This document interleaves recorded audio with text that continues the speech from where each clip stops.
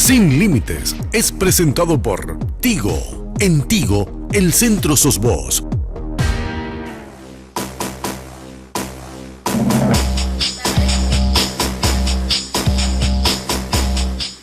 ¿Qué tal, amigos? ¿Cómo están? Muy, pero muy buenas noches. Bienvenidos a Sin Límites. A pesar del grupo Cartes, nosotros seguimos, sin problema acá. Quiero advertirle nomás. Hola, Carlos, ¿cómo te va? Muy bien, Enrique. Un saludo para vos, para toda la enorme audiencia que nos acompaña en la edición del 14 de enero del 2018. Antes de empezar a introducir los temas que vamos a hablar, hoy queremos mostrar la ropa de Perry Ellis, segundo piso, Shopping del Sol, de 9 a 9, todos los días. Sí, y además con nueva colección, Enrique. Sí, señor. Sí, yo elegí una remera, tipo polo podríamos decir, ¿verdad? Sí. Con unos detalles así, bueno, no podría explicarte. No sé, porque no sé cómo se llama ese dibujo. Exacto, no podría explicarte la figura geométrica, pero en serio está muy buena, es blanca. Y vos elegiste una camisa. Excelente. Unos rombos así, azulitos. Sí, fantástico. Segundo nivel del Shopping del Sol y, por supuesto, comunicados con la mejor compañía del país, gracias a Tigo, que nos acompaña en todas las emisiones de Sin Límites. Bueno, 3 cosas yo anoté antes de darle la bienvenida a nuestros invitados. Pero tiene que ser rápido. No, 2 palabras cada una. Porque hay mucho de qué hablar. Muchas cosas. Tema audios, cruce de llamadas 31 de marzo, 1 de enero. La empresa Tigo, estimados amigos, que primeramente había señalado que había algún problema técnico para dar los cruces de llamada, el viernes se allanó completamente y habilitó mucho más de lo que pide la Fiscalía y la querella de Rodrigo Quintana. Y que explico rápido cómo es el tema. La empresa Tigo tiene 2 grandes servidores, una que es de facturación, otro que es el soporte técnico. En el soporte técnico se guardan los cruces de llamada que tienen que estar 6 meses guardados. Que están obligados por ley. Que están obligados por ley. Y en el soporte de facturación se guarda la facturación que tiene que estar 1 año guardada. Ahora, el soporte técnico, el servidor técnico, en realidad no borra los registros, estimados amigos, sino que los comprime con un nuevo, ¿cómo se dice? Una nueva encriptación. Sí. O sea, a los 6 meses cambia la encriptación y se comprime más. Ahora, ¿qué pasa? Eso no es tan fácil de sacar. Sin embargo, dado al pedido de la querella adhesiva y ahora también de la nueva fiscala, que se llama Teresa Rojas, en vez de la sinvergüenza de Raquel Fernández, que va a ser enjuiciada. Tiene que estar en buen pastor. Raquel Fernández es una encubridora de delincuentes y la señora obstruye la investigación penal. Bueno, entonces, ¿qué quiero decir, Carlos? Termino. El lunes, José Ortiz, usted va a estar registrado en cruce de llamada en el Poder Judicial, porque todos los cruces de llamada que usted ordenó que se oculten se van a tener en el expediente. Ahora, la empresa que me extraña que se niega a dar es Personal. No, de hecho, Personal en principio dijo que iba a compartir la información, después dio la misma justificación que Tigo, señalando que por ley están obligados a guardar por 6 meses esa información y que después los datos se eliminan, ¿verdad? Pero luego de este oficio que se planteó desde la querella adhesiva, ambas compañías, bueno, tuvieron que abrir necesariamente las puertas. Pero hasta donde yo sé, Personal todavía no. No, pero hay una orden de allanamiento a la empresa. Vamos a ver. Sí.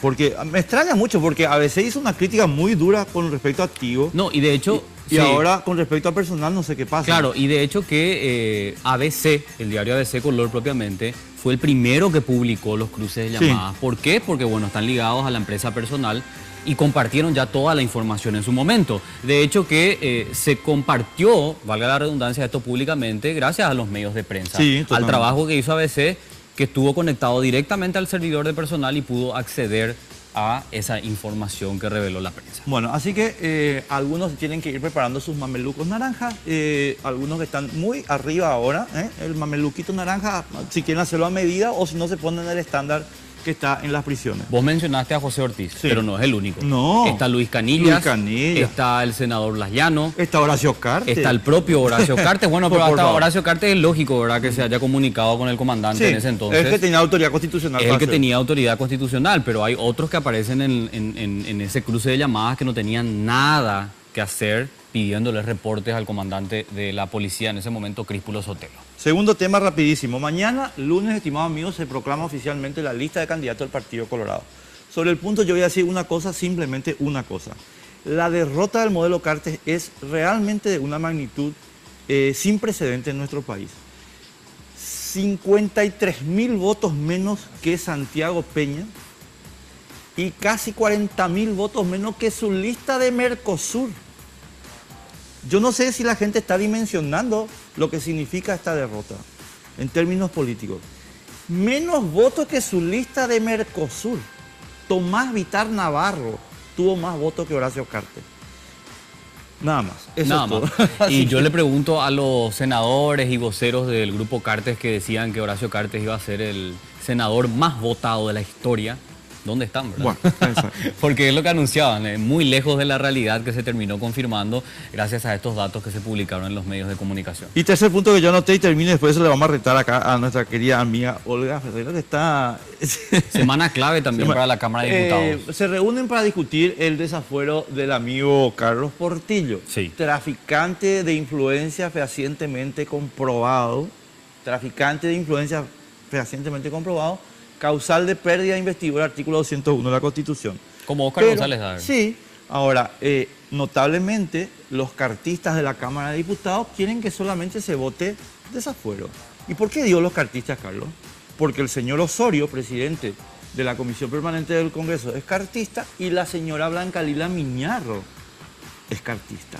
Entonces, estos dos señores dicen, no, esto no es tan grave, vamos a hacer nomás desafuero, para que el señor Portillo pueda seguir traficando influencia desde la Cámara de Diputados. Haciéndose el simpático. Haciéndose el simpático y crash y no sé qué historia.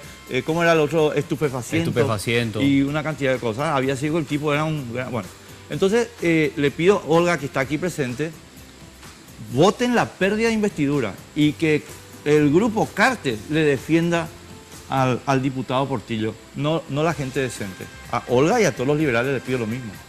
Eso nomás. Bueno, ya que mencionaste a una de las invitadas que nos acompaña esta noche, ¿qué te parece si ya presentamos a los que nos acompañan en esta primera mesa de la noche? Obviamente analizando el tema del momento, la noticia triste que enlutó a todo un país, los restos de Abraham Fer, este colono menonita, que fue secuestrado por el Ejército del Pueblo Paraguayo y bueno, finalmente con esta trágica noticia de la cual se hacen eco también los medios de comunicación y que una vez más, Enrique, nos llevan a plantearnos la pregunta que lo hacemos desde hace tiempo, ¿verdad?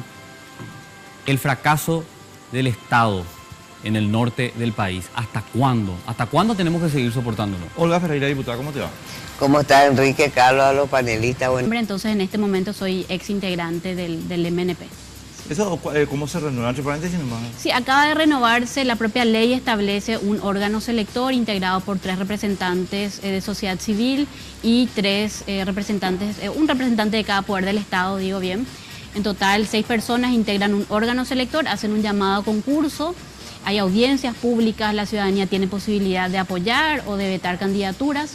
Eso se realizó recientemente y ahora hay 3 nuevos integrantes en el mecanismo. Pero vos estás bien metida en el tema y que es lo importante en términos de información que queremos compartir aquí Claro. con la ¿Y audiencia. por qué es importante la presencia del mecanismo de una persona que formó parte de este órgano? Porque, como estaba diciendo Diana, ellos vinieron estudiando, analizando y recolectando muchísima información que habla de los excesos cometidos por la Fuerza de Tarea Conjunta en el norte del país. Uno se pregunta, ¿verdad?, si ese exceso va en contra de la población civil indefensa. Bueno, los bandidos integrantes del Ejército del Pueblo Paraguayo están absolutamente libres y sin que nadie pueda agarrarlos, ¿verdad? Así que es parte de lo que vamos a conversar esta noche. También nos acompaña de la Coordinadora de Derechos Humanos del Paraguay, Óscar Ayala. ¿Cómo estás, Óscar? Buenas noches. Buenas noches, Carlos. Buenas noches, Enrique. A los panelistas también y a la teleaudiencia de Radio de Reguarán. Bueno, Codehupi, creo que Óscar siempre alzó su voz de reclamo a todo esto que venimos analizando. Denunciaron la incapacidad del Estado en el norte del país, la corrupción en la Fuerza de Tarea Conjunta y, por supuesto, también los abusos policiales y militares que se dan en el norte. Sí, definitivamente. O sea, nosotros como Coordinadora de Derechos Humanos venimos llamando la atención desde hace bastante tiempo sobre un problema que digamos es la matriz de lo que estamos enfrentando hoy día y que tiene que ver con la falta de institucionalidad que aceleradamente estamos experimentando en el país. Y una falta de institucionalidad que ha tenido expresiones muy concretas en lo que tiene que ver en la lucha contra esto que se llama Ejército del Pueblo Paraguayo o los grupos irregulares del norte. Por ejemplo, en la aprobación de una ley que en nuestra opinión es absolutamente inconstitucional, como la Ley de Defensa Interna, que ha autorizado en contra del mandato de la Constitución el ingreso de fuerzas militares para tareas de seguridad. Y que se ha expresado también en esto que se ha venido hablando mucho últimamente y que tiene que ver con que el propio Poder Ejecutivo ha propiciado, por ejemplo, la incidencia de civiles sobre las fuerzas públicas, o sea, personas ajenas a todo mando militar que han empezado a interferir en la labor de las fuerzas públicas, tanto militares como policiales, con lo cual creemos nosotros, o sea, tenemos una serie de elementos que hacen a un problema de institucionalidad y un problema de institucionalidad que a su vez nos lleva a un problema de legitimidad de la acción del Estado. Y si a esto sumamos lo que bueno, el MNP ha documentado muy bien justamente en su trabajo y lo que nosotros mismos hemos señalado en numerosos pronunciamientos e informes también, que son los abusos y violaciones de derechos humanos que se observan en el norte, bueno, tenemos un cóctel de cosas que nos remiten necesariamente a discutir no solamente los hechos criminales puntuales, sino el estado de cosas en el cual está ocurriendo todo esto. De hecho. Enrique. Olga, nosotros estuvimos tratando en el curso de la semana de tener contacto con gente que efectivamente puede influir en modificar esta cuestión. Pues yo estaba diciendo, Oscar, en los medios lo siguiente, quiero compartirlo para darte pie a la respuesta. Y es que un proceso totalmente desinstitucionalizado, violatorio de la Constitución, pero además muy mal comandado y peor administrado, no puede tener éxito ni contra el EPP ni contra los monitos de la Tiquichuela. Entonces, me parece a mí que en el Congreso debemos empezar a mover las cosas para restablecer un cierto orden dentro de la Constitución que permita un mando institucionalizado, controlado, fiscalizado, que pueda desarrollar una acción eficaz, ¿verdad? Totalmente de acuerdo. Cuando se trató en los primeros tiempos el tema de la tarea conjunta, de la fuerza de tarea conjunta, habíamos manifestado muchos legisladores nuestra disconformidad. En primer lugar, consideramos que la Constitución es bien clara, la función de la Policía Nacional, que se refiere a la seguridad, y de las Fuerzas Armadas sobre el trabajo sobre la soberanía directamente de la nación. Y acá se da un fenómeno importante porque se mezclan las fuerzas públicas que nunca pudieron trabajar bien. Siempre existió una rivalidad y por una ley los unimos y empezamos a ver, yo no estaba de acuerdo con esto, que no existían líderes, no existía un líder, no existía una política pública de Estado para luchar contra este flagelo. No existía al comienzo presupuesto. No había un programa. Este era el famoso programa Sambo Sambo, hagamos lo que se puede. Y tenían que caer algunos detenidos. Ahí se armó la podrida, porque no existía una hoja de ruta. ¿Se acuerdan ustedes cuando desde el Congreso le hemos llamado a este ex ministro de Vargas inútil? Le hemos llamado y yo le he convocado varias veces y muchas veces nos decía, tengan paciencia, ya estamos llegando. Una gran mentira. ¿A qué llegamos en este momento? Nunca los otros gobiernos tuvieron tanta cantidad de gente secuestrada. Este gobierno de Cartes nos engañó.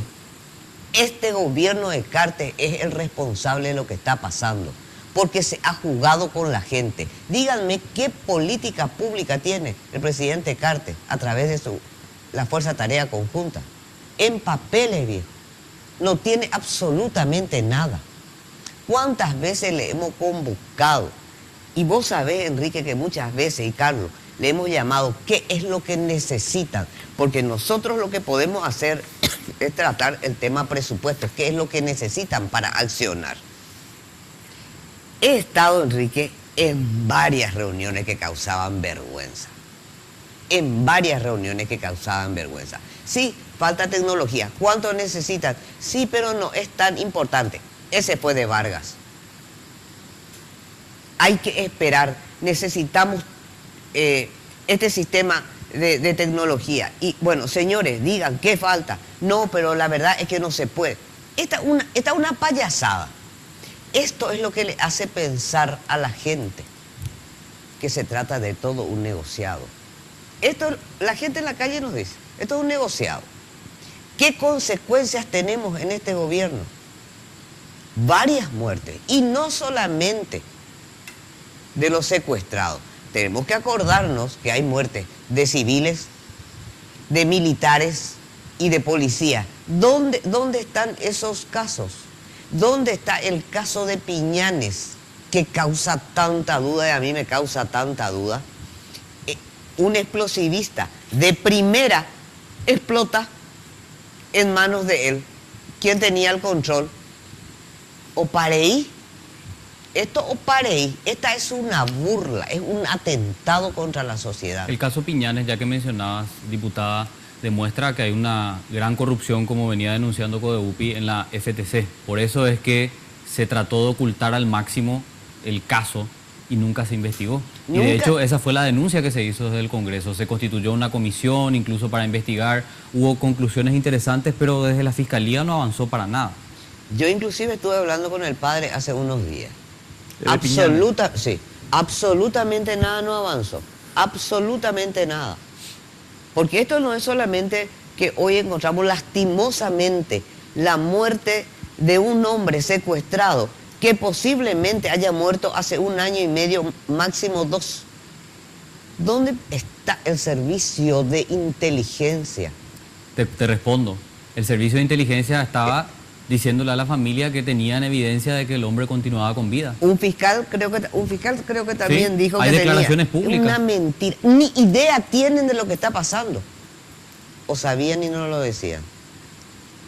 Diana, quiero entrar un poco contigo, porque hay una cuestión de valoración de derechos humanos que hay que aclarar un poquito para entender el tipo de crítica que de repente estamos haciendo aquí.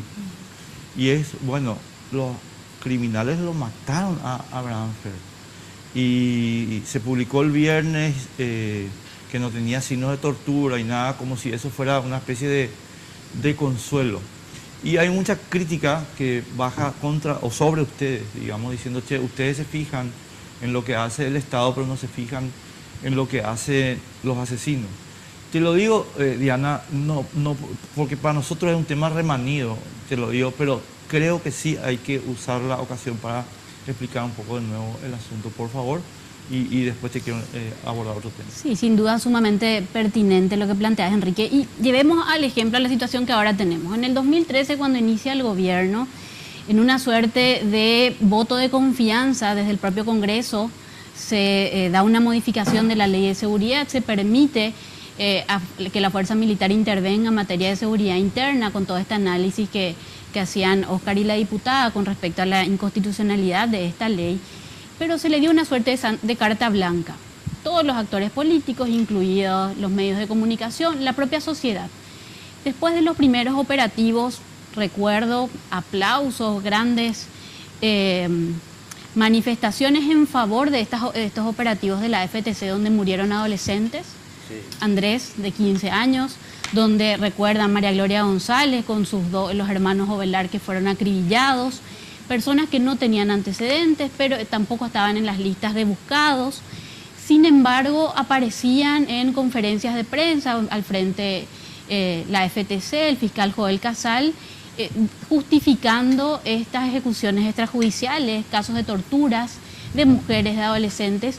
Y como la ciudadanía, los medios de prensa asumían que eran integrantes de uno de estos grupos criminales, de PP o ACA, entonces había una suerte de acallamiento. Lo mismo ocurría con el Ministerio Público. Yo creo que hay que señalar también que hay una responsabilidad compartida de parte del Ministerio Público y del aparato de justicia por la impunidad de estos crímenes y a dónde nos llevó a que hoy el PP goce de tan buena salud. ¿Y por qué digo esto? Renunciar al respeto de los derechos humanos y a las garantías en nombre de la seguridad, en realidad nos dio estos resultados que hoy tenemos. ¿Ustedes conocen a alguien que haya ido y haya sido condenado en un juicio oral en los últimos años, excepto un joven con un dudoso juicio, que fue el caso de Pablo Valiente, que también CODEUPI documentó? Es decir, tenemos más de 20 personas procesadas, algunas de ellas condenadas por supuesta vinculación con el EPP o con ACA, que en realidad eso no se vio reflejado en una disminución de la fuerza operativa de este grupo. Muy por el contrario, por primera vez en la historia tienen a 5 personas o tenían a 5 personas secuestradas en forma simultánea. Y digo esto justamente para que entendamos que ser tolerantes con las violaciones de derechos humanos porque creemos que estamos ante delincuentes en nada contribuye efectivamente a la justicia y que paremos la impunidad. Claro, yo le pedí a Carlos un poquito más de tiempo porque quiero preguntarte el tema de Joel Casal, que lo mencionaste.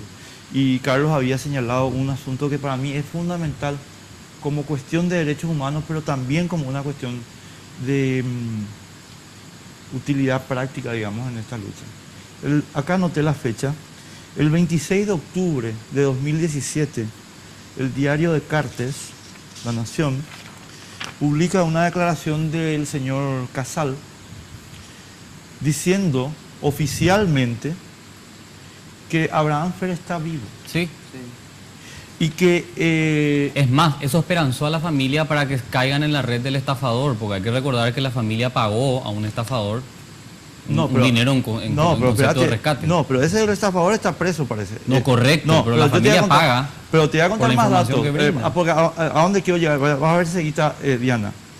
Entonces, a ver, Joel Casal dice, le dice, tenemos informe y todo. O sea, el fiscal, una persona supuestamente responsable, le dice a la familia, tenemos información de inteligencia que nos dice que Abraham está vivo.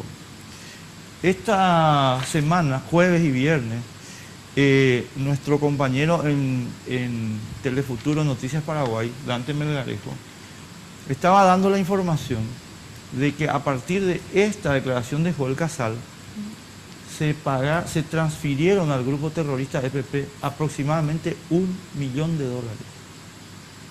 en concepto de rescate.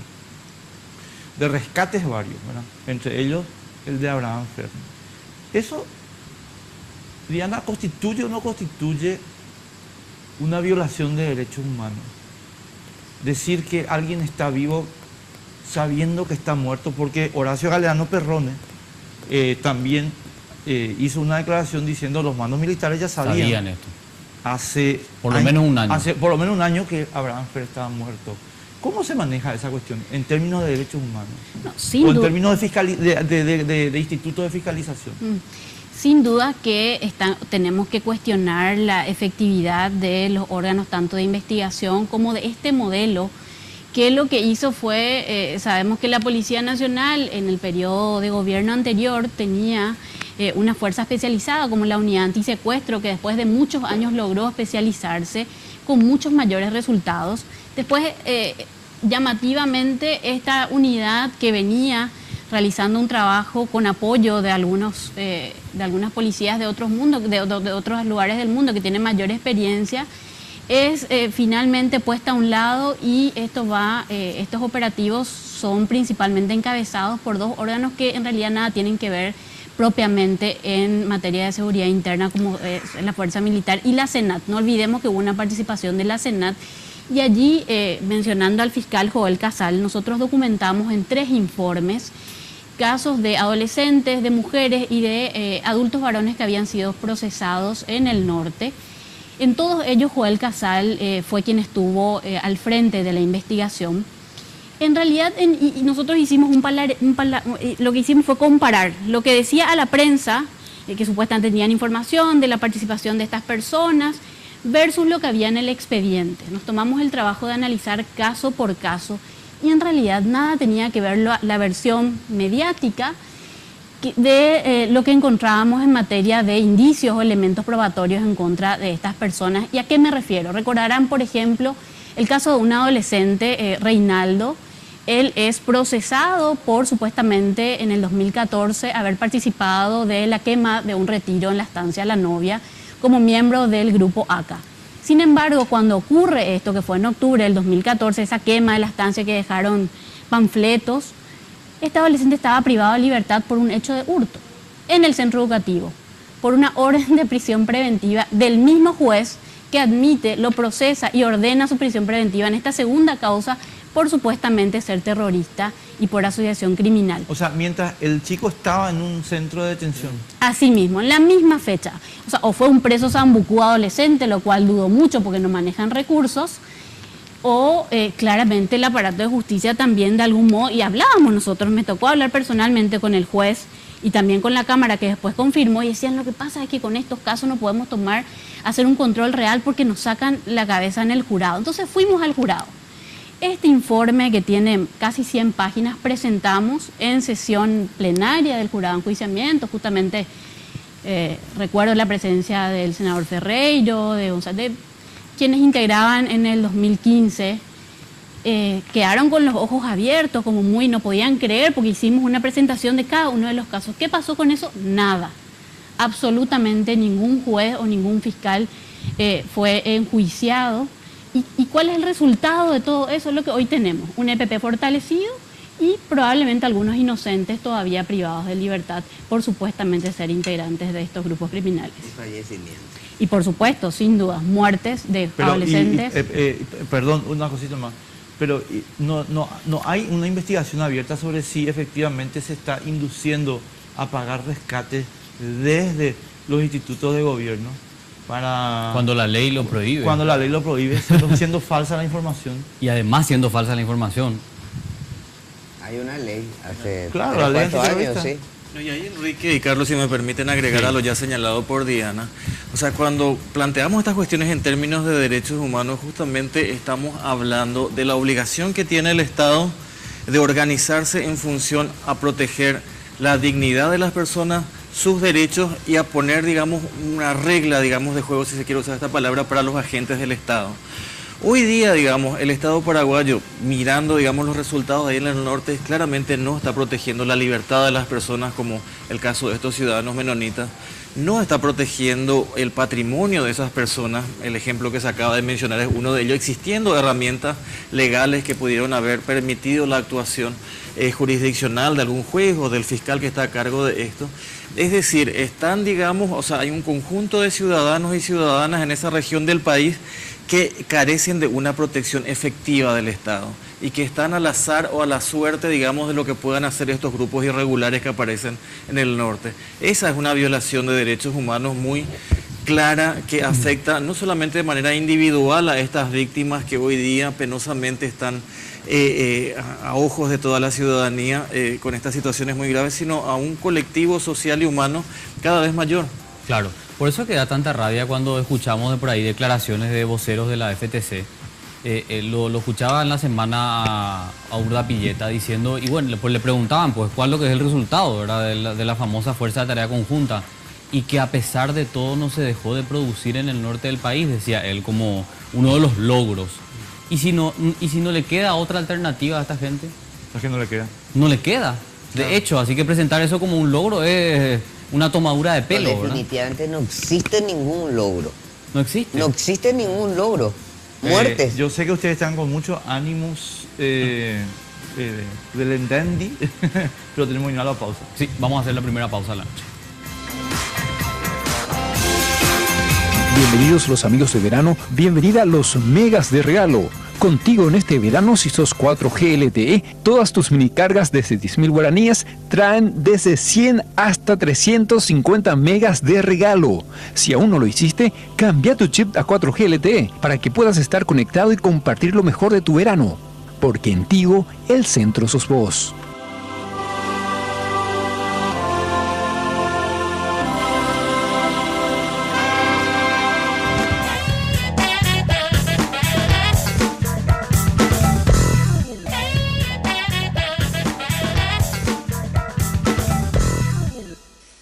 Paz ni dignidad con niños que mueren de hambre, con obreros explotados, con campesinos despojados de sus tierras. El 8 de agosto del 2015, miembros del EPP secuestraron a Abraham Fer de su chacra ubicada en Tacuatí, San Pedro, donde se encontraba cosechando maíz con otros trabajadores. Junto con el colono también fue llevado el peón Silvano Pérez, quien fue liberado al día siguiente para entregar a la familia Fer las exigencias.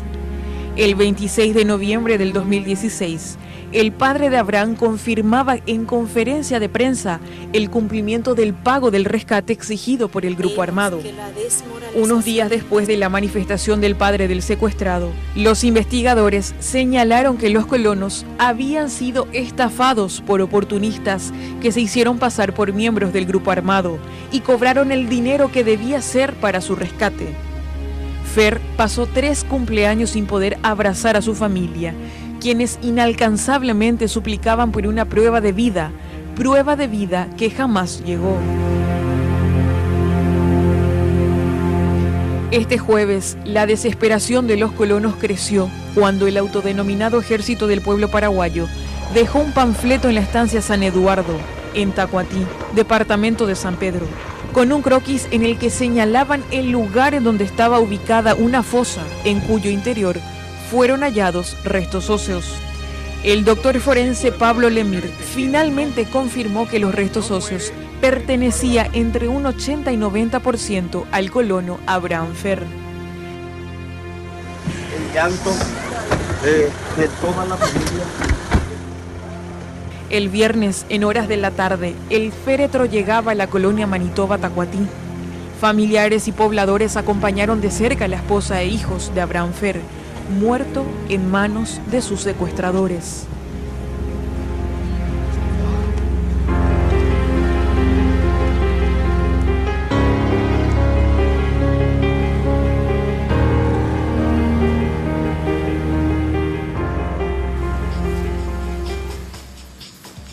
Terrible el informe que compartíamos con ustedes, nos toca directamente el corazón, una situación muy lamentable que nos pasa a todos los paraguayos y realmente la empatía es, bueno, imposible de archivarla en este momento tan terrible que estamos viviendo como nación.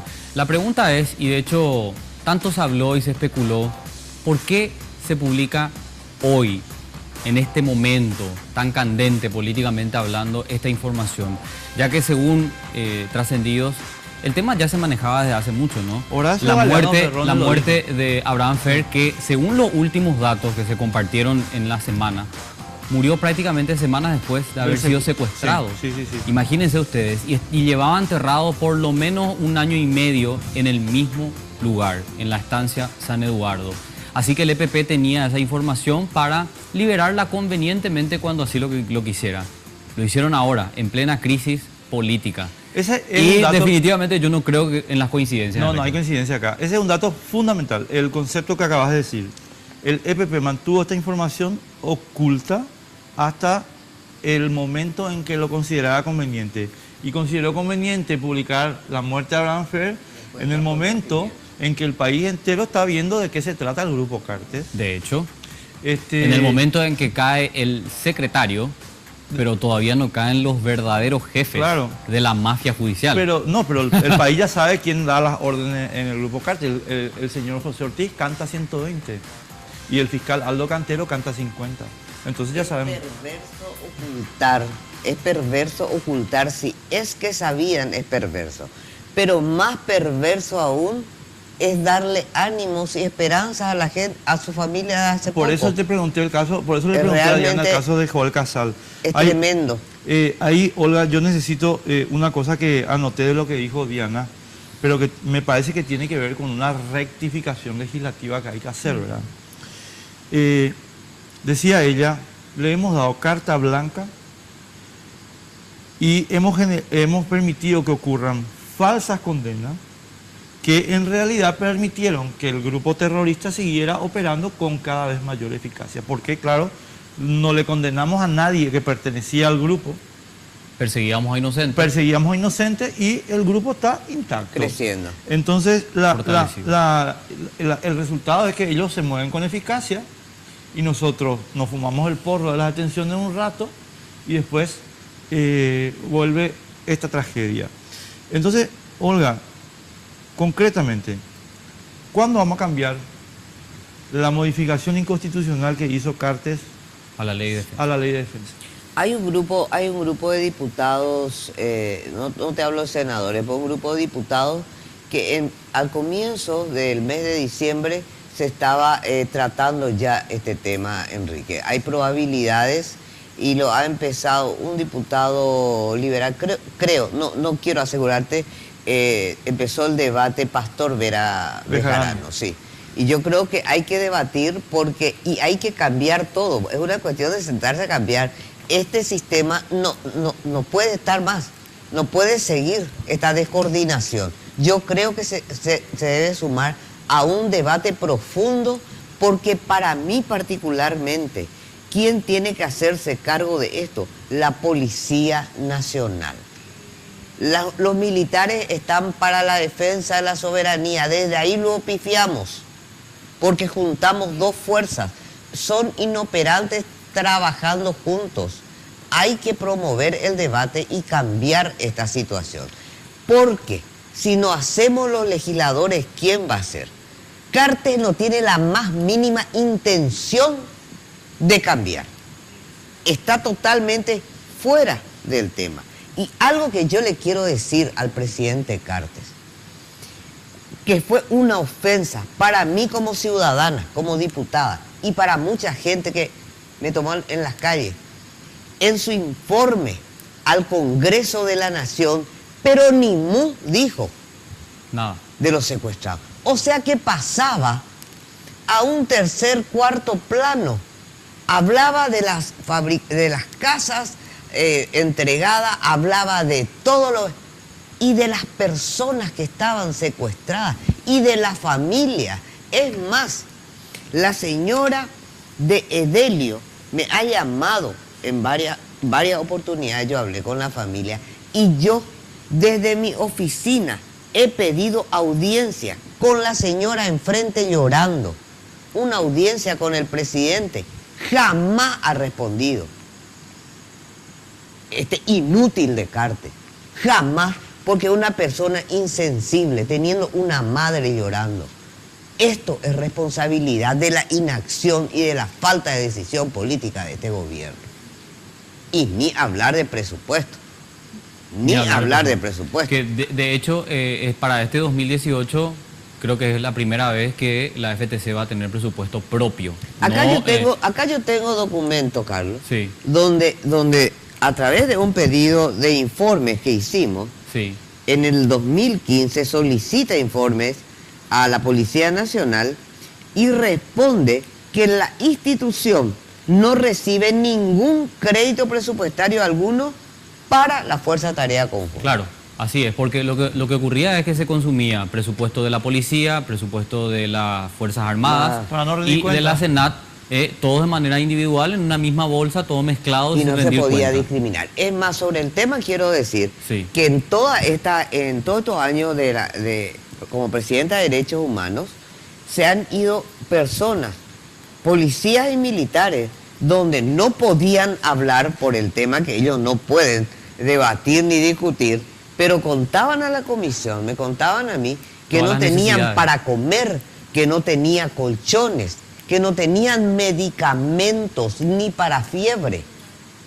¿Cuál es y tampoco que recibían ese plus por el cual ellos se movían? Muchas personas me han pedido, madres de familia, me han pedido que si yo podía hacer el traslado. Yo no puedo hacer eso.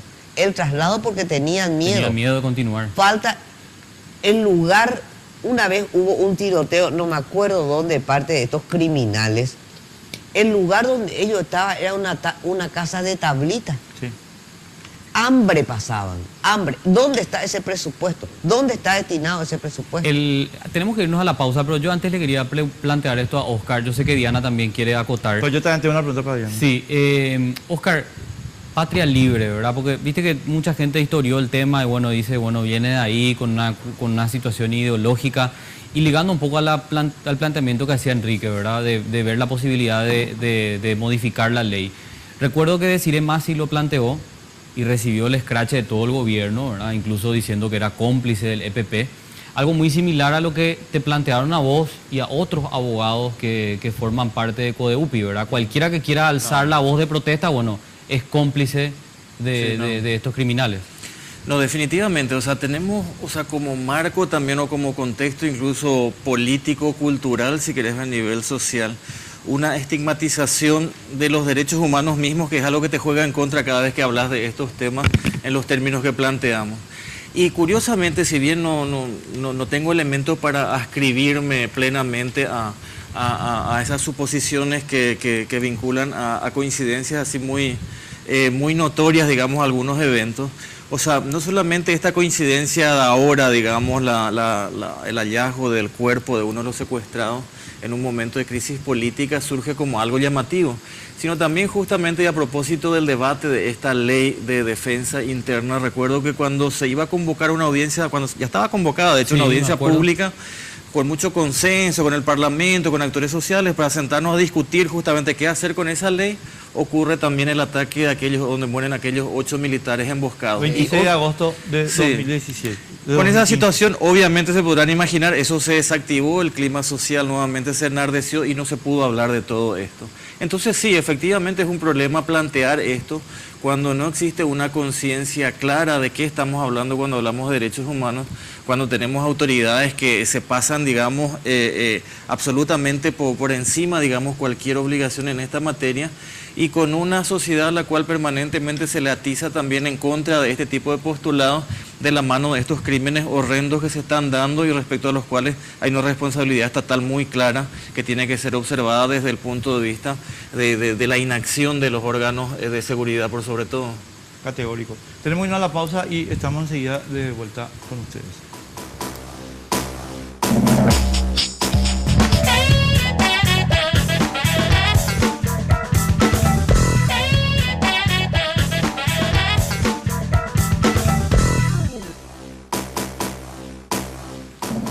Bueno, nos queda un ratito de tiempo acá. Diana, yo quiero plantearte la siguiente cuestión, pero necesito hacer esta introducción. Y voy a decir nombre y apellido, estimado amigo, porque si no decimos nombre y apellido, damos la impresión de que no queremos tocar. No. Acá el proceso de desinstitucionalización de la lucha contra el EPP comienza con una presión generada por Fidel Zavala, en el caso del juez Bonzi, que fue destituido injustamente por aplicar la ley correctamente. Y Fidel tiene que asumir la responsabilidad política de haber impulsado esa destitución. ¿Por qué estoy señalando esto? Por lo que dijo Diana hace un rato, de que aquí hemos condenado a una cantidad de gente inocente que no privó, justamente porque no era parte del tema, de eficacia al EPP. Estamos cometiendo el mismo error que la dictadura militar argentina, que mató 6.000 personas, por lo menos, y no liquidó lo que había que liquidar. Y además se llevó la democracia encima. Diana, entonces la pregunta es muy sencilla. Dado que hay una nueva mayoría del jurado de enjuiciamiento de magistrados, donde tenemos gente ahora del sector democrático ocupando la mitad de los lugares, y voy a mencionar a Eduardo Peta, Oscar Tuma, Tito Zaguier y Claudio Baqueta, ¿por qué no se vuelve a presentar ese informe que ustedes habían generado y que estoy seguro que, no sé si estaba González Lara en aquel momento, se habrá reído a carcajadas? ¿Qué pasó con eso?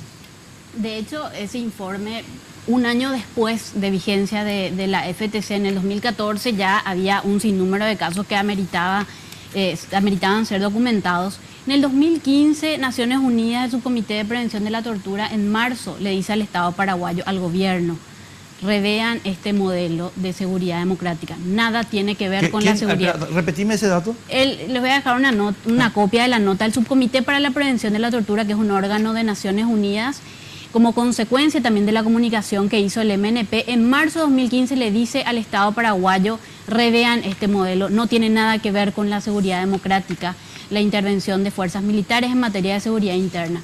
Pasaron los años, Efectivamente, un proyecto de modificación de la ley lo presentó el senador Pedro Arturo Santa Cruz, hubo audiencias públicas, sin embargo nada fue suficiente. Ahora en agosto de 2017, recordarán, el Comité contra la Tortura, también de Naciones Unidas, le volvió a decir al Estado paraguayo este modelo no está garantizando derechos, la FTC viola derechos humanos y no se está investigando. Y ahora, con esto que está ocurriendo en el jurado de enjuiciamiento, claramente la ciudadanía y todas las instituciones y las organizaciones sociales debemos de presionar de manera sostenida para que esta suerte de impunidad que está finalmente maquillando la persecución penal efectiva sea realmente por fin un órgano que contribuya a que la justicia y la justicia se fortalezca en Paraguay y que deje la impunidad de ser el pan de cada día, sobre todo para este tipo de casos, porque por otro lado podemos ver lo que hay dentro del sistema penitenciario, ¿verdad?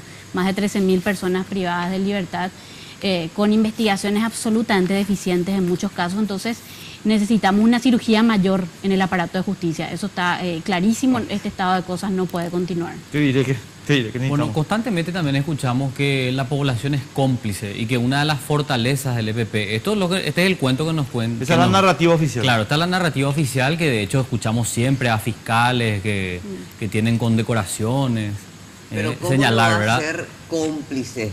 Ponete en el lugar de ellos con tu familia.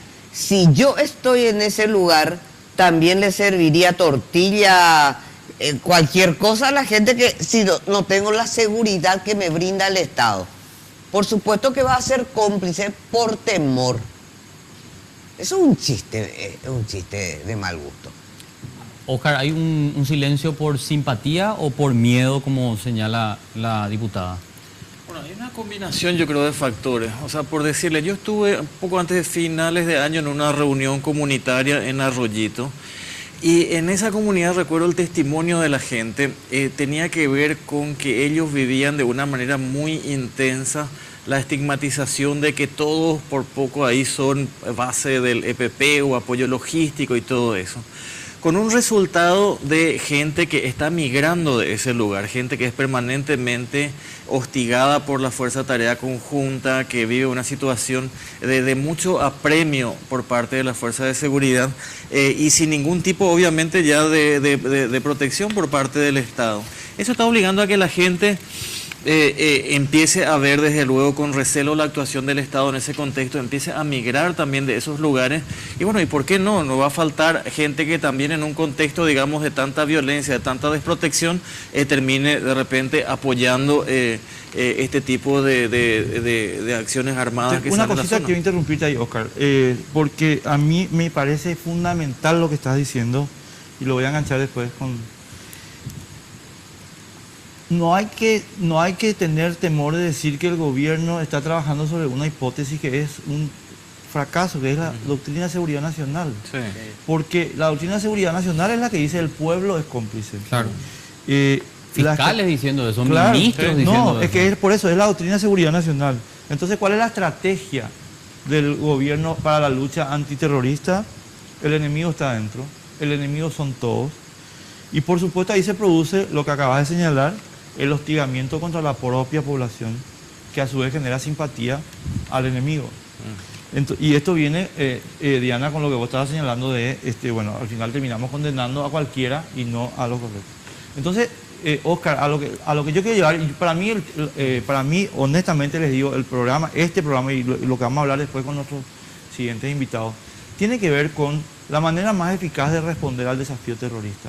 Y la manera más eficaz de resolver el desafío terrorista no puede ser violar los derechos humanos. No, ¿entendés? Y mucho menos una doctrina, Carlos, y termino, que está totalmente perimida y que ha mostrado en 20 años de aplicación su total fracaso, lo cual confirma de nuevo, una vez más, en otro campo, la ineptitud total, completa, absoluta y la ignorancia de Horacio Manuel Cartejara. Ese señor no puede ser comandante.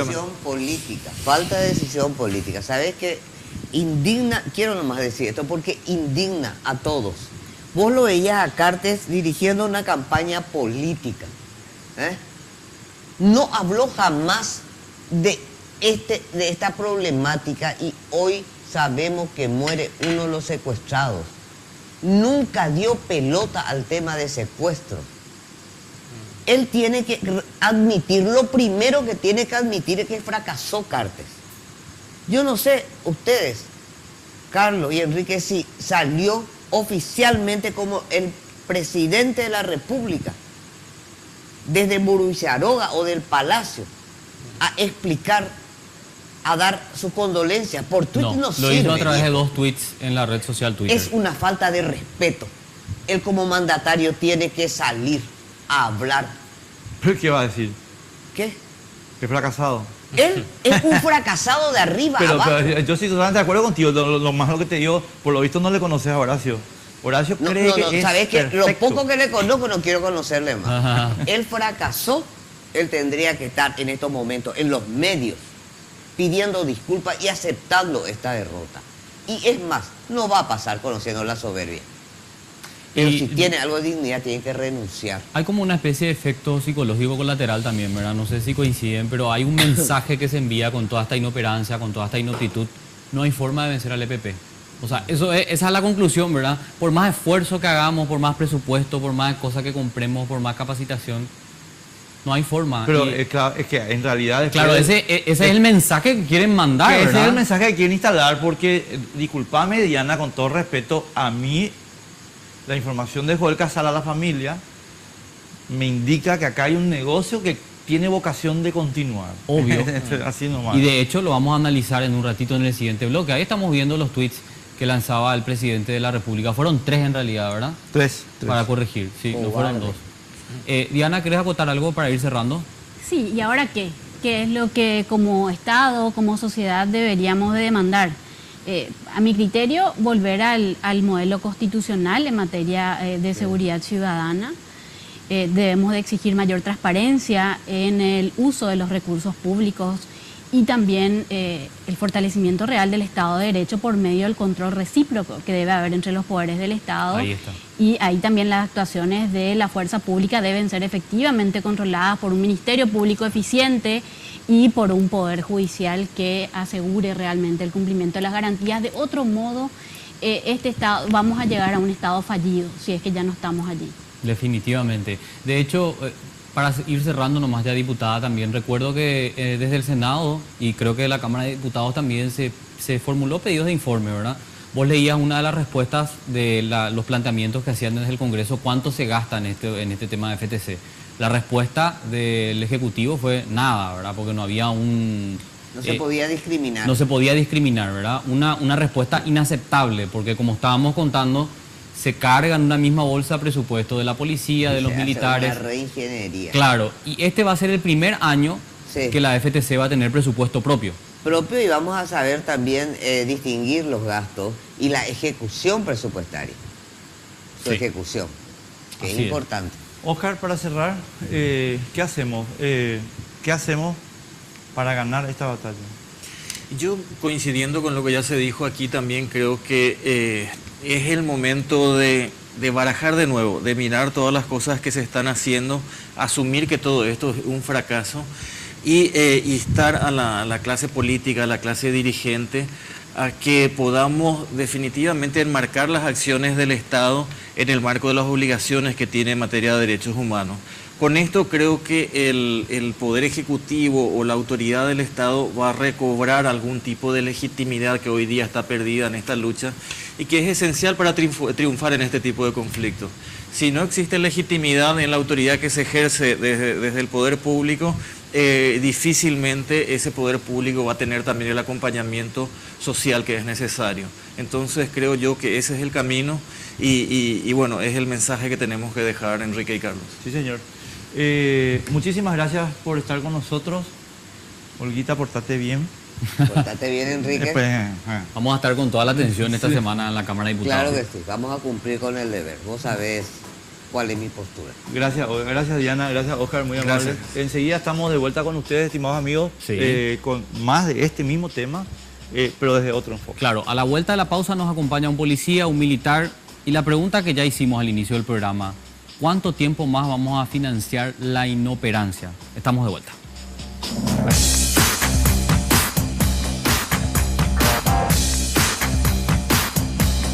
El estrés y las contracturas cervicales son dos de los problemas nerviosos más frecuentes de hoy día. La utilización del vibromasajeador orgánico Jack es un enorme paliativo para esas afecciones, ya que actúa como un descontracturante muscular, favoreciendo el óptimo funcionamiento del sistema nervioso central. Solicita tu Jack a Dismar Salud y Cultura al 021-527-610 y 0982-380-527.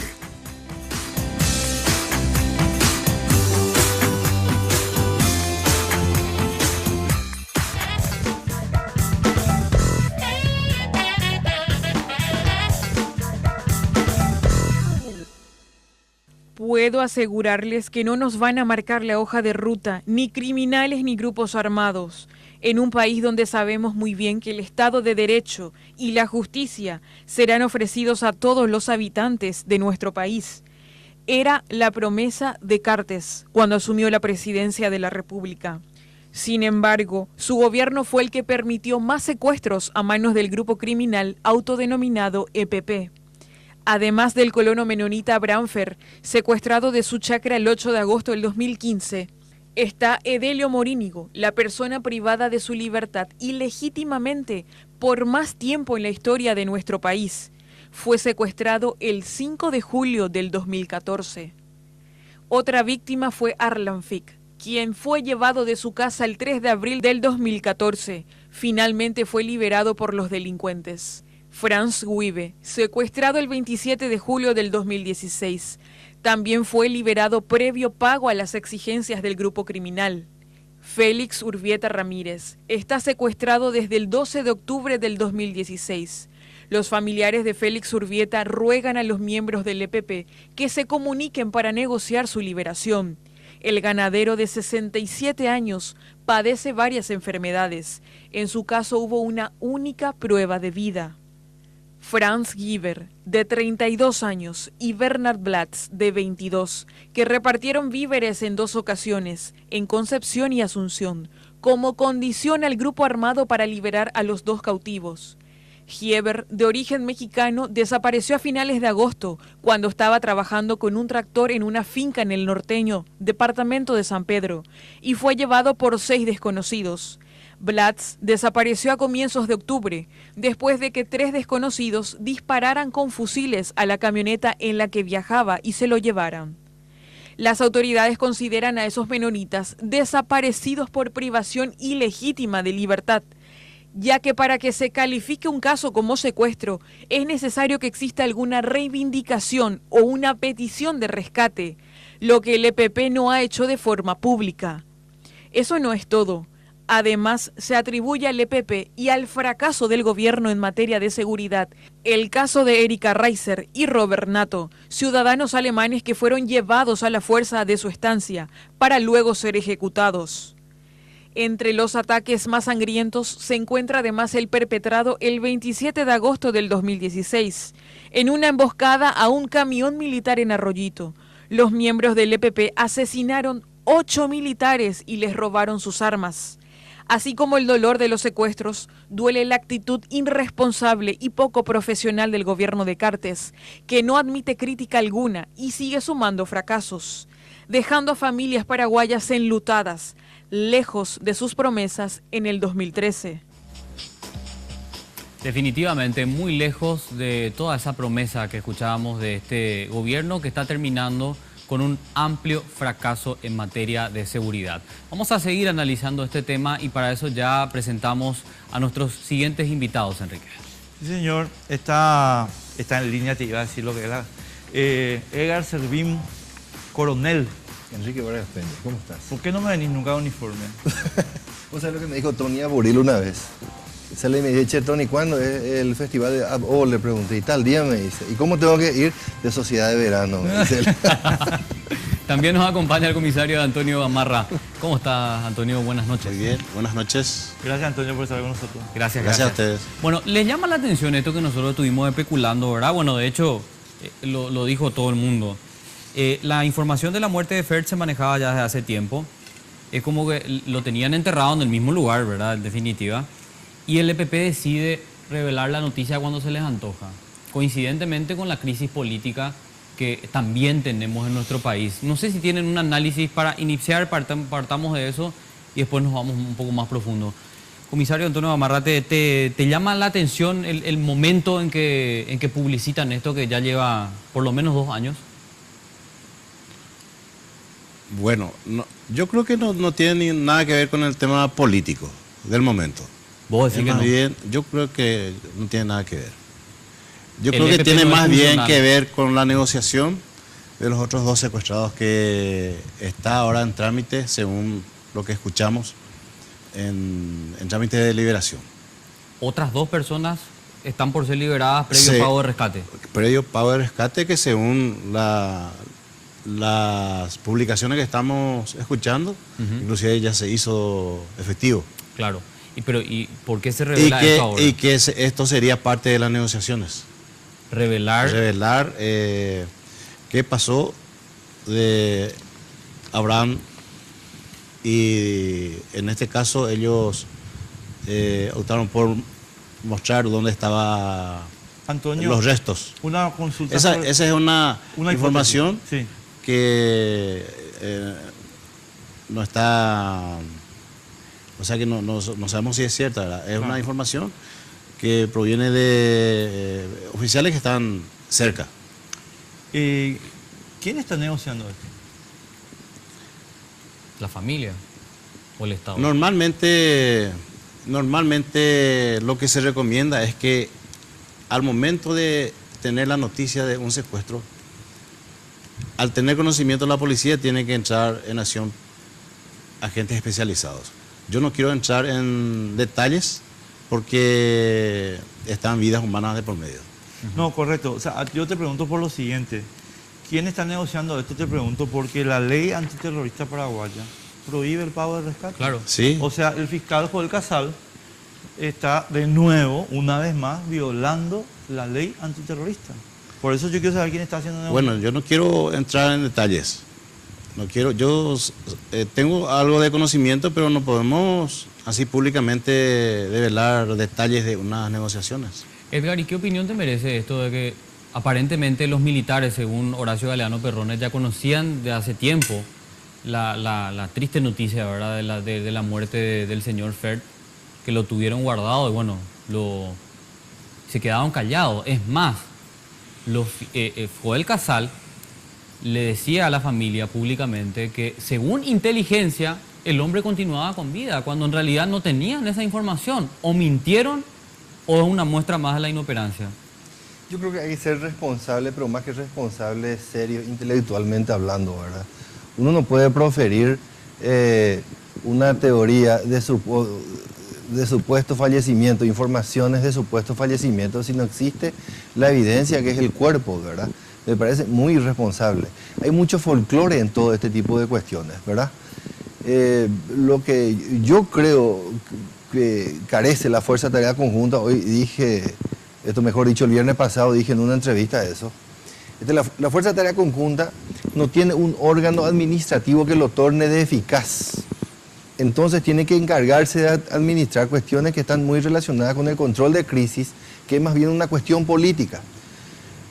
No voy a decir quiénes, ¿verdad? Pero por invitación de algunos candidatos presidenciales, estuvimos intercambiando información o opiniones o criterios en estos días. Y para mi grata sorpresa, existen gente ya jubilada de las Fuerzas Armadas que tuvieron posibilidad de operar en Europa y Medio Oriente, donde me dicen de que la Fuerza de Tarea Conjunta, si continúa todavía, digamos, dentro de este proceso, dentro de esta crisis, tiene que pasar a formar parte o integrarse a la comisión de crisis dentro de la cartera de la Seguridad Interior, que es el ámbito político natural para la resolución de este tipo de casos. Sí. Entonces, los integrantes de la fuerza se preocupan mucho más de las operaciones y mucho menos de otro tipo de cuestiones que son atingentes más bien a la gestión política o al gerenciamiento político de la crisis. ¿Sí? Ocurre esto o viene esto a lo siguiente o por el siguiente comentario, ¿verdad? Porque yo no soy académicamente hablando cerrado a la posibilidad, por ejemplo, de analizar la eliminación del factor o del elemento militar en la zona. Vamos a hacer ese ejercicio mental, ¿verdad? O sea, ¿estarías de acuerdo? No, yo no estoy de acuerdo en analizar, dije, ¿verdad? analicemos eso, ¿verdad?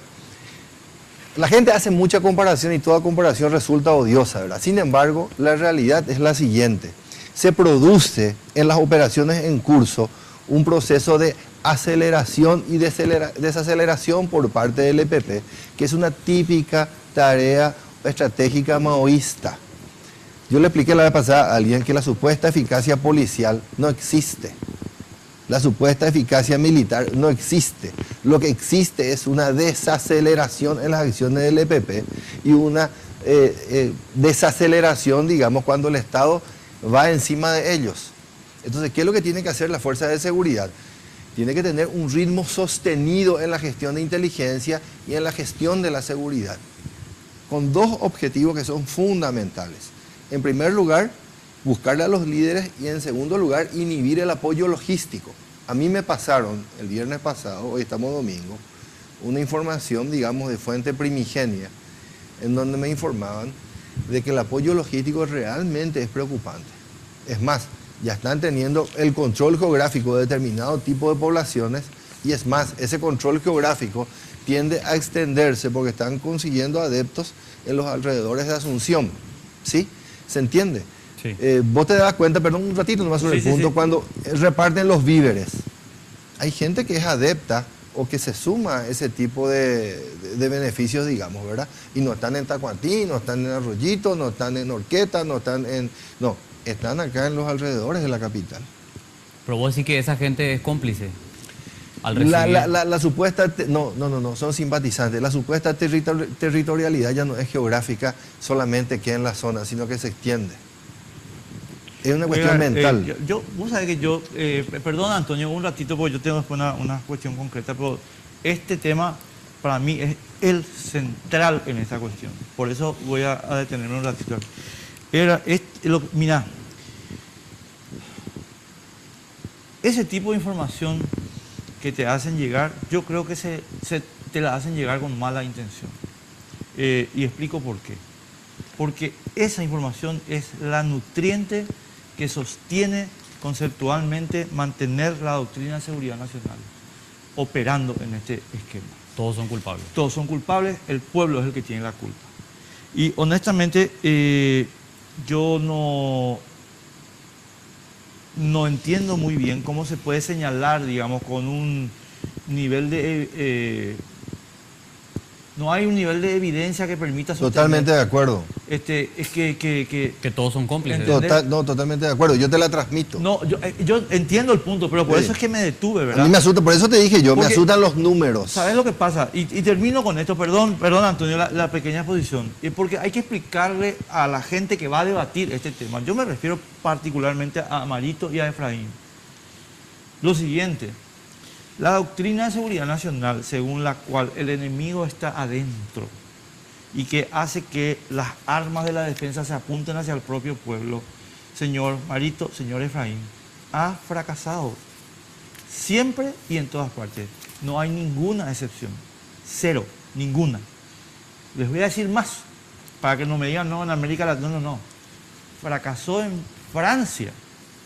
Francia impuso la doctrina de seguridad nacional en Argelia y perdieron la guerra. Perdieron, se tuvieron que ir, tuvieron que dejar 2 millones de franceses en Argelia. Entonces, cuando viene un supuesto asesor militar o policial a decirle, tenemos que el pueblo, fuera de acá, charlatán mal, fuera de acá, porque o si no, estamos repitiendo un esquema que en 1960 ya se sabía que esto era un fracaso. En 1960. Vos sabés que estuve hablando, a propósito del tema, ¿verdad? Estuve hablando con un ex integrante de la misión militar brasilera que estuvo en Paraguay, una persona jubilada ya. Y me estuvo diciendo que la dificultad para las operaciones, porque Brasil tiene a sus Fuerzas Armadas en la calle también. La dificultad más grande que tienen las fuerzas de seguridad hoy es el día de que los jóvenes, estos chicos jóvenes que son policías militares, están operando en un ambiente tridimensional dentro de poblaciones civiles. Me explico. Hay un ámbito físico-geográfico, hay un ámbito de la información en donde todos somos periodistas, sí, y hay un ámbito social hay personas desarmadas e indefensas dentro de la población. ¿Sí? Entonces, ¿cuál es la solución, digamos, que medianamente se puede dar Sacar a los militares a la cuestión, ¿verdad? Por eso te digo, yo no me cierro a ese debate, pero hasta hoy me parece irresponsable académicamente hablando. Hoy lo escuché al comisario general Pastores y me parece irresponsable intelectualmente hablando que él diga que salga la Fuerza Tarea Conjunta. Me parece fantástico. Explícame por qué. Yo te explico Por la por falta qué. de resultados. No, yo te voy a explicar Explícame por por qué. qué. Pero yo te voy a explicar por qué en un Por la minutito. falta de resultados. Antonio, yo te voy a explicar por qué en un ratito, Edgar. No, tranquilo. O sea, perdóname, o sea, el atrevimiento. No, por Ayer lo favor. estábamos discutiendo con Antonio, favor. el jueves lo estábamos discutiendo con Antonio. No, Carlos, métele. No, porque yo quería plantearle al comisario lo siguiente, ¿verdad? Porque siempre pues, hablamos del tema de complicidad, ¿verdad? Y como estaba diciendo Edgar, siempre se escucha de que la población es cómplice, ¿verdad? Y también hay la posibilidad de que es por miedo o por simpatía, ¿verdad? Siempre se debatió eso. Pero, ¿por qué no hablamos del verdadero apoyo logístico y financiero que tiene el EPP? Y voy a citar declaraciones que fueron públicas que hablan del EPP y el narcotráfico, y me gustaría escuchar tu opinión, ¿verdad? No se descarta lazo entre los criminales y los narcotraficantes, hay un brazo armado y otro brazo logístico que los apoya. Hay declaraciones de Luis Rojas comentando que entregó a la Fiscalía un informe de 5 páginas en el que presenta elementos que reafirman los nexos entre el EPP y los traficantes de drogas. Hay también una declaración muy interesante del comisario Abel Cañete, no sé si sigue siendo el jefe de apoyo técnico de la policía, pero en una conferencia de prensa él presentaba algunos elementos que hasta el momento eran privados, ¿verdad? De inteligencia. Y tengo acá la transcripción así breve. Dice él, tenemos elementos de sospechas del vínculo con el EPP, estamos hablando de los narcotraficantes, han estado y han transitado libremente por el norte. O sea, habla de los narcotraficantes. Ahí entra a tallar el tránsito y por dónde pasan, por dónde se manejan y por dónde tienen más seguridad. ¿Por qué a nadie habla formal y oficialmente? ¿Por qué no se investiga el nexo entre el EPP y los narcotraficantes? ¿O vos crees que no existen? Es demasiado sencillo. ¿Ustedes tuvieron acceso a los videos que se encontraron en la mochila en la cámara filmadora que se recuperó de la mochila de Coco Bernal? No. Y ahí está todo el potencial de armas que ellos tenían hasta el 31 de diciembre del 2013. Sí. Que fecha en que aparecen las últimas filmaciones cuando ellos hicieron esa proclama. Osvaldo Villalba practicó varias veces, ahí se encontró evidencia de que practicó varias veces para ese discurso. Se encontró lo del campamento y el desfile en el monte. El arma más moderna que tenían era una M4, que era de un suboficial de la FOPE, abatido por ellos en Cruzo de Hierro. Otro es una M16, otras dos M16 que fueron robados por ellos del cuartel militar de Tacuatí, sí, en una noche creo que de Año Nuevo. Y después escopetas, fusiles, otro fusil Beretta, que es de uso, la procedencia, italiana, robado en la comisaría de Jumeñandú cuando quemaron la comisaría y le hirieron al suboficial de policía. En su propio manual, hecho a mano por Alcides Villaurita, dice, nosotros para llevar adelante este emprendimiento tenemos que tener armas. Sí. ¿Cómo vamos a conseguir las armas? El enemigo las tiene. Ellos nunca compraron un solo fusil. Si ellos tuviesen conexión con el narcotráfico, hubieran tenido .50, fusiles ametralladoras. Ahora están más fuertes, más fortalecidos, porque le mataron a 8 militares y se hicieron de sus armas. O sea que si ahora tuviésemos acceso a algún nuevo video, vamos a encontrar que están, pero a la altura de las fuerzas de seguridad de la zona.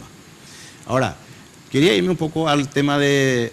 Yo soy de la teoría que las fuerzas militares tienen que permanecer en el lugar para ofrecer seguridad a la población, a los productores. El país tiene que seguir su camino, los productores tienen que seguir trabajando. Nosotros tuvimos esa dificultad cuando estuvimos en la lucha contra el EPP. Estábamos siguiendo, estábamos por buen camino, pero viene un atentado en tal estancia y tenemos que descuidar nuestras fuerzas y tenemos que dejar lo que estamos haciendo, ir a atender esos casos. Y de a poco íbamos desviando los recursos humanos a otro trabajo que no sea la de seguir la lucha contra el EPP. En ese caso, yo creo que las Fuerzas Armadas tienen que permanecer en el lugar. No es que para cuidar tal estancia, sino que tienen que estar en puntos estratégicos y tienen que tener la autorización legal para intervenir cuando el caso lo requiera.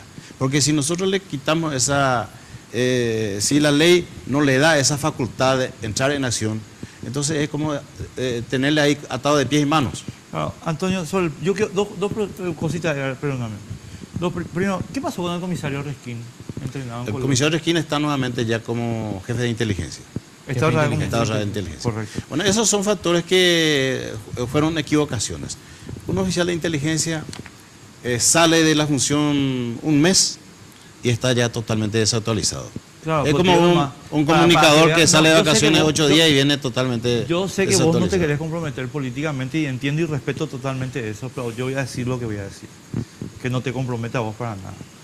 La remoción de Resquín y haberlo puesto en una comisaría a un tipo especializado en inteligencia muestra que Cartes es un inepto.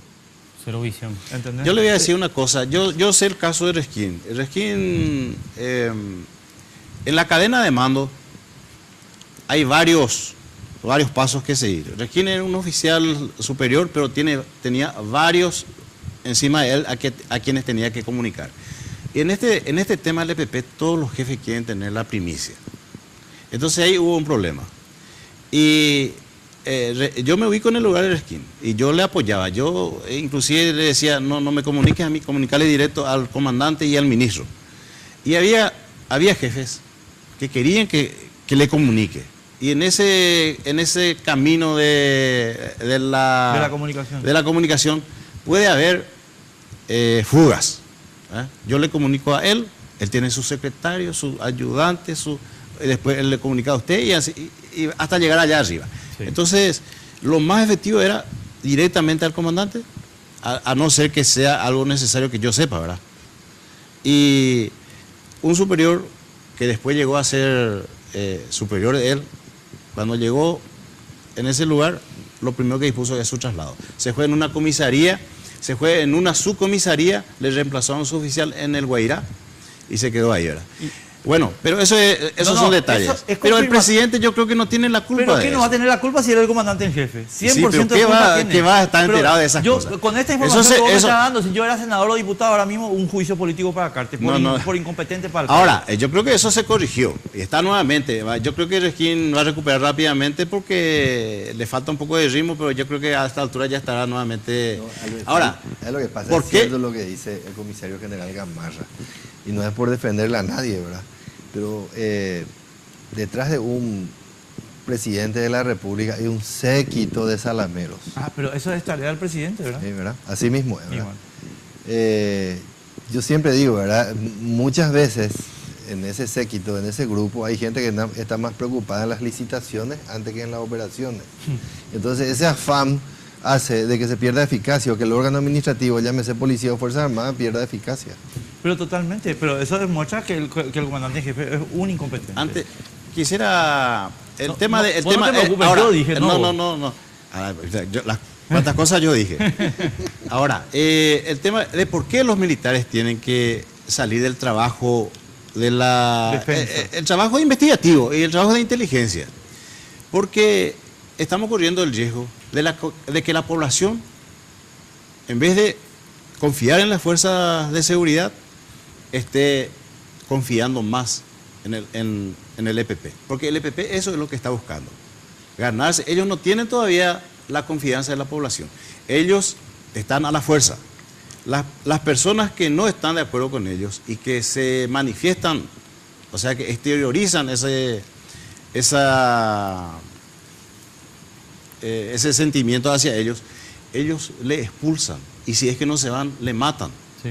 Entonces los que se quedan, por más que esté sabiendo todo lo que está pasando, se callan. Por temor están ahí. Sí. Eso no quiere decir que esté con ellos. Ahora, correcto. los que sí están con ellos, por supuesto, los parientes, los cómplices, y por eso es importante hacer una buena investigación. Y lo que se le encuentra culpable tiene que ser procesado como tal, como cómplice, como parte de la organización. No, mi punto, Antonio, y Edgar, perdón, pero voy a repetir una cosa que ya lo hablamos con Antonio el jueves, creo que fue el jueves, pero es así y sencillo, pero para mí el punto central. La defensa y la seguridad son cosas distintas. La defensa hace referencia al enemigo exterior o al soporte institucional. Y la seguridad hace referencia a la investigación criminal o de grupos criminales, entre los cuales sí o sí están las organizaciones terroristas. En consecuencia, cuando vos le pedís a un instituto que está diseñado para la defensa, pensado para la defensa, equipado para la defensa, entrenado para la defensa, que haga una tarea de seguridad, fracasa. Y lo peor del caso, no solo fracasa, aplica a seguridad conceptos de la defensa. Y en consecuencia se generan abusos. Pero esto es una constante histórica. Yo no le estoy contando nada nuevo a ustedes, estoy tratando de explicarle a la gente. Por eso es que en ningún país serio del mundo las fuerzas de seguridad se mezclan con las fuerzas de la defensa. Y voy a poner un caso para que y termino con esto, Antonio, perdón, los atentados de las Torres Gemelas, el mayor atentado de la historia, no hubo intervención militar. A ver, ¿qué pasó? ¿Cómo se manejó esa cuestión? La información de seguridad se compartió en agencias que sí compartían la información con fuerzas militares. ¿Qué se le pidió a las fuerzas militares? A las fuerzas militares se les dijo, ustedes van a ir a destruir militarmente, no la organización terrorista, porque de esa nos encargamos nosotros. Ustedes se van a ir a destruir militarmente el ejército que protege a esa organización, el ejército militar que está en Afganistán. Pero nunca se mezclaron las tareas, jamás, en ningún momento. Y en consecuencia, algún éxito pueden mostrar hoy los norteamericanos, que también tienen mucho fracaso, entre paréntesis, porque como la tarea de aplastar al ejército de Afganistán se depositó en los militares, fíjate vos cómo se les escapó Osama Bin Laden, que había sido vivía en su nariz. En Abbottabad. En Abbottabad, en la nariz de los tipos. Ese es mi punto, Antonio. Yo entiendo lo que vos... Y el viernes se publicó un comunicado de la Unión de Gremio de la Producción diciendo que los militares se tienen que quedar. ¿Pero con qué criterio? ¿Con qué criterio? ¿Con qué criterio? O sea, yo estoy exponiendo acá mis razones, pero...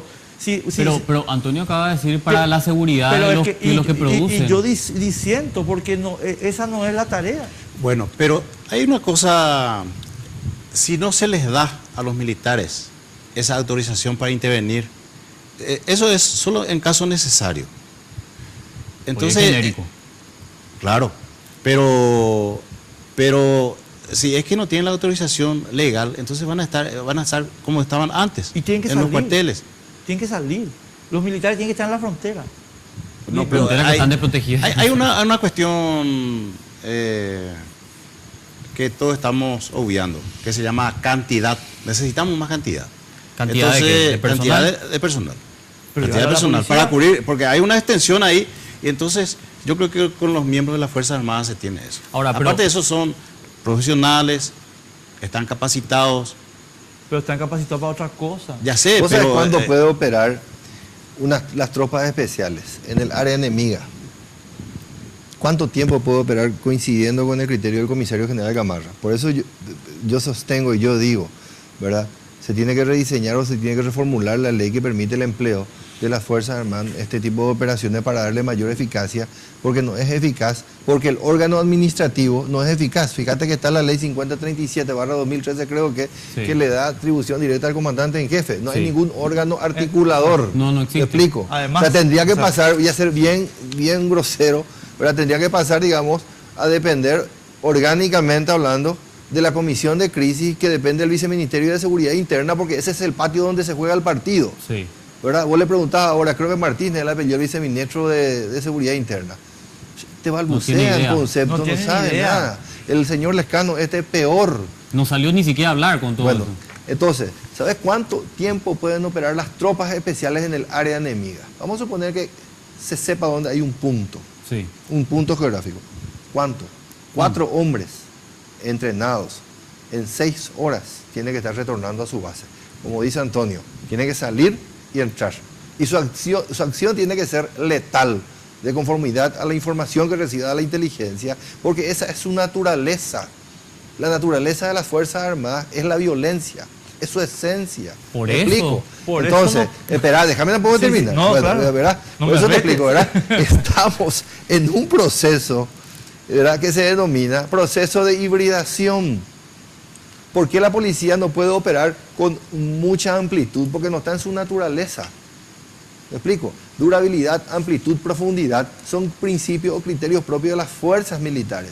¿Por qué no cayó toda la banda? Hoy creo que estuvo hablando el comisario general Pastor y él dijo en una autocrítica que me parece elogiable desde todo punto de vista. No pudimos caer, estaban los 9 ahí, no le pudimos atrapar, ¿verdad? ¿Por qué? Porque tiene un periodo de duración de hasta cierto punto. No tiene lo que se llama, por ejemplo, el principio de masa de maniobra. Ustedes saben cuántos hombres de las tropas especiales o de las fuerzas especiales se necesitan acantonar en el norte. ¿Cuánto? 1.500. 1.500 de tropas especiales y 3.500 de fuerza tarea conjunta propiamente dicha. ¿Y cuánto hay, según...? O sea, a marcha forzada, marcha de infantería, creo que mal va a ir ahí 500 hombres. Y la está pasando mal esa gente. La está pasando mal. Discúlpame. Ahí hay una situación. Esta gente se mueve solamente en el área donde ellos conocen bien y tienen gente que le apoya. Y eso va desde cerca del río Apa hasta Caguazú, una franja. Si ellos se ven amenazados, ellos no tienen ningún problema en esconderse, irse al otro extremo y esperar pasar el tiempo. Mao, acelera y desacelera. Acelerar y desacelerar. La supuesta eficacia de las fuerzas de seguridad no existe.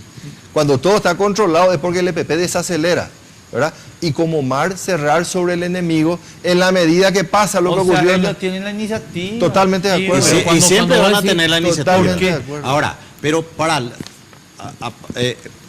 paralelamente a la presencia de las fuerzas armadas, que vamos a emplearlo como seguridad, ahí el seguimiento tiene que ser permanente de parte de los oficiales de investigaciones, de inteligencia y permanente patrulla también de los oficiales tácticos. O sea que nosotros tenemos que tener la iniciativa. Así es. Y si las fuerzas de seguridad les presionan, ellos también pueden cometer equivocaciones y ahí puede surgir nuevas informaciones. ¿Y por qué lo que O sea que hay que forzar eso. Y no Hay que forzar tiene eso. combustible ese amigo. O sea, no tiene el Estado paraguayo, las fuerzas de seguridad no tienen la capacidad para provocar esa aceleración constante en sus operaciones, no tienen recambio. Estuve discutiendo la vez pasada con una persona así conocida, pero ya está retirada, ¿verdad? Pero como te dije, en Medio Oriente. Y me dice, vos necesitas 500 hombres empeñados, totalmente equipados, ¿verdad?, de fuerzas especiales que estén en el área de operaciones y que estén en condiciones de que puedan operar en ese territorio, en ese ámbito, y para que su acción sea letal y terminante. 4 hombres te pueden hacer bien entrenados maravillas, ¿verdad?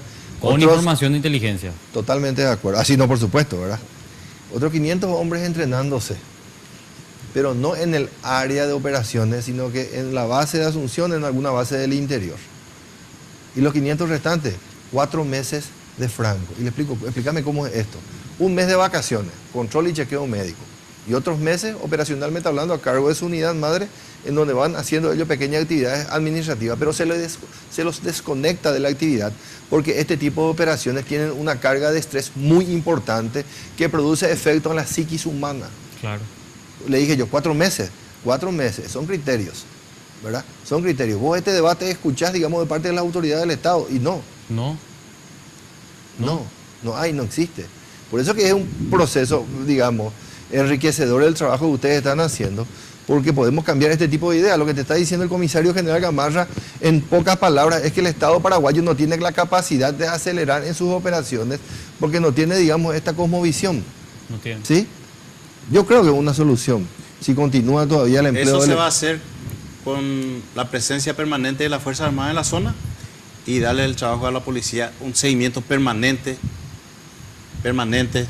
Yo honestamente creo que el tema de mantener Fuerzas Armadas no es eficaz y responde más bien a satisfacer a unos sectores fácticos de la sociedad paraguaya, Antonio, que son los de la rural. Los ganaderos. Y los ganaderos, que son los que quieren que estén ahí comprometidos los militares sin ninguna relación causal con éxito o fracaso. Es decir, estos señores de la rural quieren que estén ahí las Fuerzas Armadas, pero ellos no hacen un balance de costo-beneficio. Entonces vos decís, espera un momento, tenemos que gastar todo esto solamente porque a nuestro amigo Luis Villasanti se le ocurre. Bueno, pero ¿y acaso los militares que están en otras zonas no están gastando lo mismo? No, es que yo quiero que los militares, yo quiero que el Fortín Teniente Pico tenga un presupuesto de 4 millones diarios de comida, no anuales. Porque el Fortín Teniente Pico me tiene que hacer la defensa de la frontera de Bolivia, por donde pasan 30 toneladas mensuales de cocaína. Así es. Entonces, el comandante en jefe deja al Fortín hasta el punto que se suicidan los que se van ahí, con 4 millones anuales de presupuesto de comida, mi querido Antonio. Y tenemos que tener Fuerzas Armadas comprometidas en una tarea para la cual no fueron diseñadas. O sea, yo honestamente, yo te daría a vos, en la policía, yo te doy a vos. ¿Cuánto necesitas para tener una fuerza de élite que está pidiendo? $112.000 de entrenamiento de 7 semanas. Y bueno, lleva, pero de nadie lo policía. hace. ¿Entendés? Bueno, tenemos que hacer una pausa y vamos a regresar. Debatimos todavía con nuestros invitados.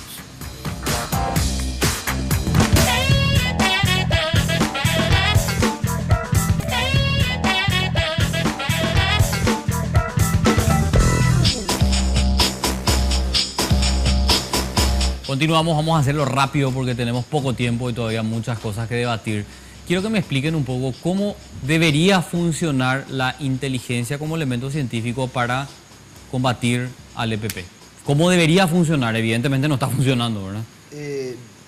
Yo creo que más que nada lo que se tiene que recuperar de alguna u otra forma es el control civil sobre sus fuerzas de seguridad, en el sentido de que sea inteligencia, sea logística, sea inversiones, todo tiene que pasar por una especie de plan o de proceso de control. De control y de resultados, ¿verdad? En donde se objetivan básicamente o se trazan básicamente algunos objetivos que tienen que ser conquistados dentro de un plazo definido y determinado. Eso incluye a la inteligencia, ¿sí? Porque si en algún momento, digamos, las tropas o las fuerzas de seguridad no están operando en la zona, las actividades de inteligencia es la que tiene que cobrar cierta envergadura, cierto énfasis. El peor enemigo para estas organizaciones es el servicio de inteligencia. No cabe la menor duda de ello. Y es el que falta. Ahí, ¿Cómo tiene que operar, comisario? Yo estoy en desacuerdo. La inteligencia funcionaba como reloj.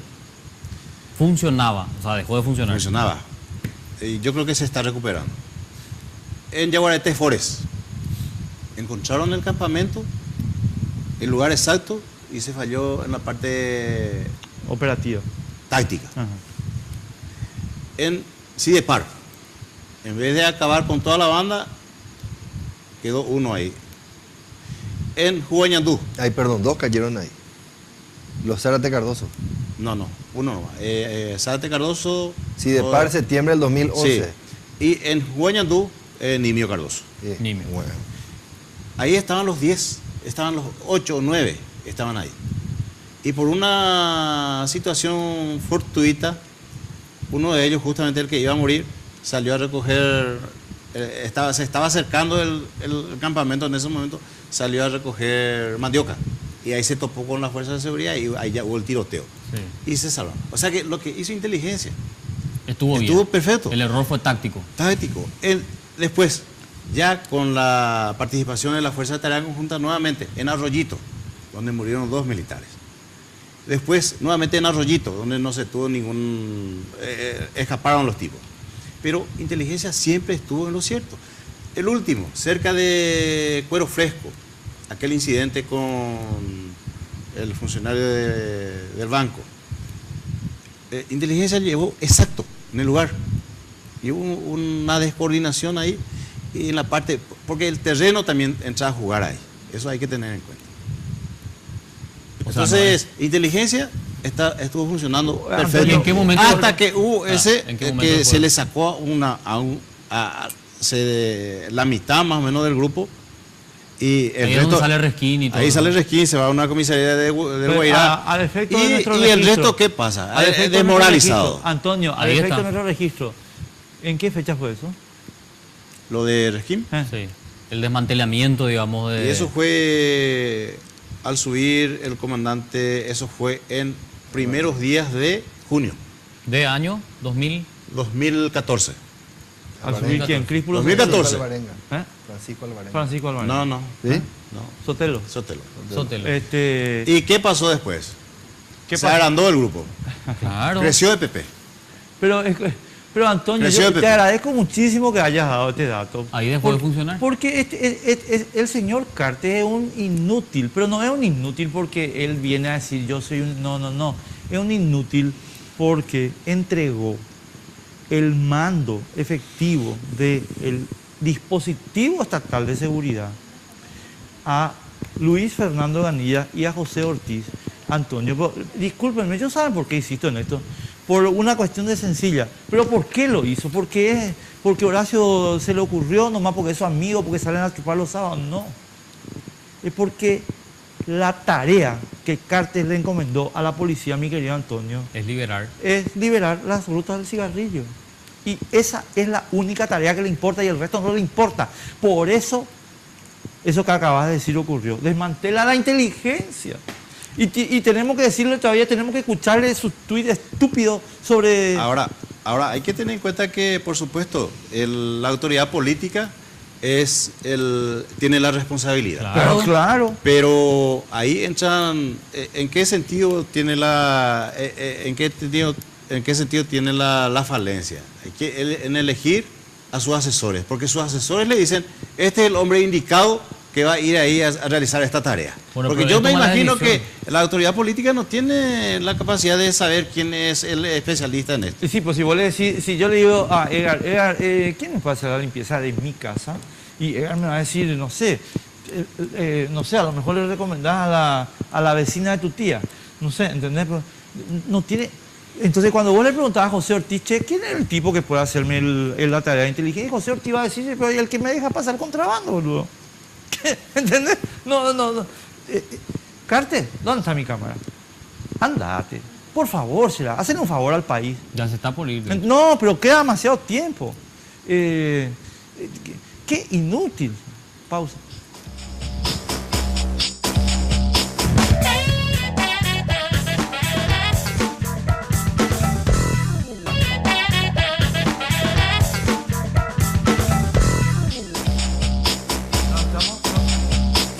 Nos estamos riendo un poquito después de tanta atención. Ya, bueno, primero, porque acá el comisario Antonio Gamarra. Lista 911. La lista 9. O sea, ¿vos estás en campaña todavía, Antonio? Estamos en plena campaña.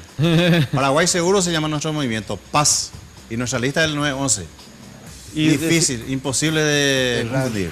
Pero esto ya, digamos, ya candidaturas plenamente Sí, confirmadas nosotros para el 22 de abril. Nuestras internas, las internas fueron simultáneas de todos los movimientos. Hay como 40 movimientos. Sí, es verdad. Y el nuestro es Paraguay Seguro y estamos en carrera. ¿Quién el más 22 está de abril. aparte de vos? Y mi suplente número 1 es el comisario general González Cuquejo. Roberto.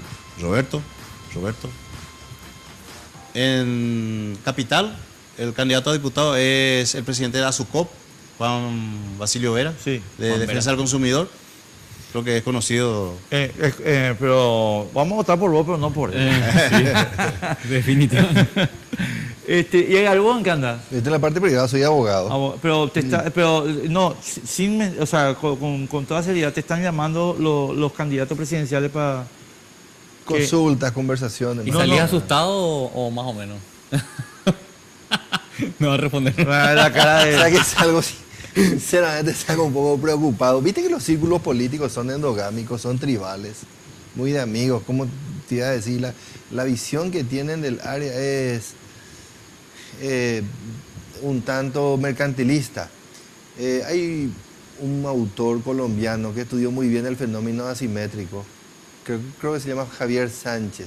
3 autores escribieron, que decía lo siguiente una vez finalizado la guerrilla en Colombia y acordado o concretado los procesos de paz.